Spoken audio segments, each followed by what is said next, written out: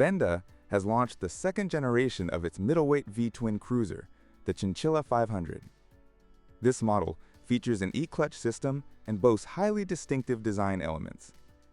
It is one of the few Benda products available in the US, targeting the Honda Rebel 500.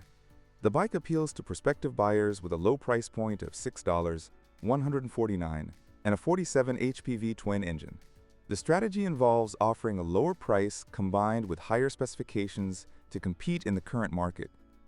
The latest version of the Chinchilla 500 introduces a Honda-style E-clutch system. Benda's automatic clutch system previously appeared in markets outside the US on the company's ROC 707 V-twin model.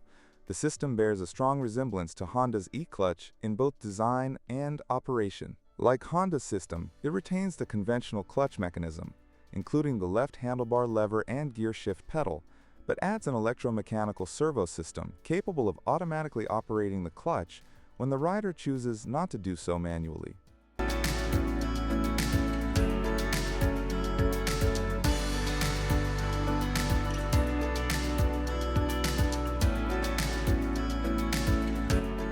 The process works in reverse when coming to a stop.